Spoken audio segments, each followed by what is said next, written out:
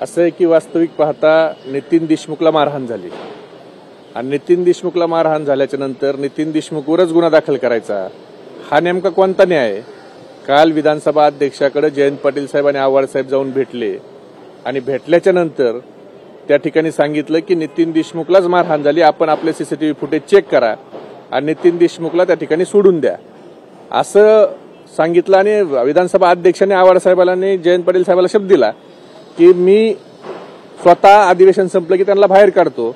तसं तर झालं नाही, पण रात्री उशिरापर्यंत त्याला गुन्हा दाखल केला, त्याला पोलीस स्टेशनला आणलं गेलं आणि आता मरीन ड्राईव्ह पोलीस स्टेशनला गुन्हा दाखल आहे म्हणून आम्ही आज भेटायला इथं आलो। तर आम्हाला नितीन देशमुख कुठे आहे हे सांगत नाहीयेत, तो इथं नाहीये, कोणता त्याच्यावर गुन्हा दाखल केला हे सांगायला पोलीस, म्हणजे नितीन देशमुख काय नेमका अतिरेकी आहे का आतंकवादी आहे का तो कसाब आहे? आणि पोलीस कसल्याही प्रकारची चौकशी केली तर सांगायला देखील तयार नाहीत की तो कुठे आहे, मग तो काय आभाळात गेला का पाताळात गेला?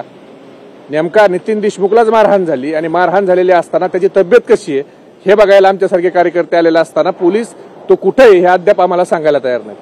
काल जो राडा झाला होता त्यानंतर आव्हाडांनी असे आरोप केलेले आहेत की पडळकरांच्या कार्यकर्त्याला व्हीआयपी ट्रीटमेंट दिली जाते, ज्यांनी मार खाल्ला त्याला कुठेतरी वेगळी वागणूक दिली जाते, याकडे कसं पाहता? 100% व्हीआयपी ट्रीटमेंट म्हणजे त्या विधान भवनात एक कर्मचारी हा गायछाप म्हणून त्याला देत होता आणि एक मारायला 4-5 लोक होते, बाकी सगळे जाऊ दिले आणि एक माणूस फक्त तिथं थांबून ठेवला आणि नितीन देशमुख ज्याला मारलंय त्याला पण थांबून ठेवलं आणि उलट त्यालाही आणून अटक केलं। वास्तविक पाहता नितीन देशमुखची फिर्याद घ्यायला पाहिजे, ज्याच्यावर अन्याय झाला त्याची फिर्याद घेऊन बाकीच्या लोकांच्यावर गुन्हा दाखल करायला पाहिजे।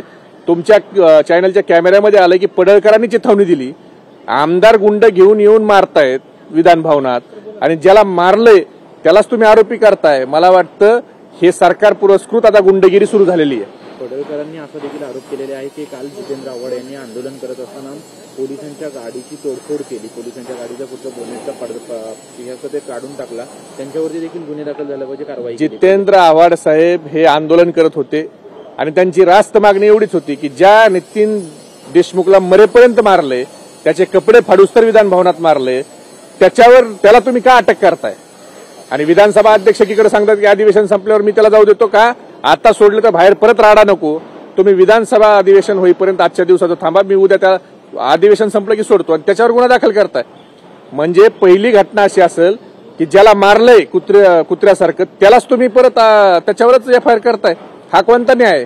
खरं तर नितीन देशमुखची फिर्याद घ्यायला पाहिजे होती पोलिसांनी आणि नितीन देशमुखची फिर्यादी नितीन देशमुख पाहिजे आणि ज्यांनी त्याला मारलंय त्याच्यावर गुन्हा दाखल व्हायला पाहिजे। सगळ्या मीडियावर फुटेज आहेत आणि फुटेज असताना ज्याला मारलंय जो फिर्यादी पाहिजे तो आरोपी केलाय, हा कोणता न्याय आणि हे कोणतं अंधा कानून आहे? पडळकरांची नाराजी नको म्हणून नितीन देशमुखला देखील आरोपी बनवलं असं वाटतं का? 100% म्हणजे ज्याला मारलंय त्याला आरोपी करायची ही पहिली घटना असेल। म्हणजे तुम्ही मार खा आणि आम्ही तुम्हालाच परत जेलमध्ये घालू म्हणून जितेंद्र आव्हाड साहेबांनी आंदोलन केलं ना। आंदोलन का केलं तर तुमच्याकडे पोलीस आहे, तुमच्या हातात कायदा आहे, तुम्ही वाटेल तसा वापरणार, ही काय पद्धत आहे का? उद्या गोपीचंद पडळकरला मारलं तर त्याला तुम्ही आरोपी करणार का? ही पद्धत आहे?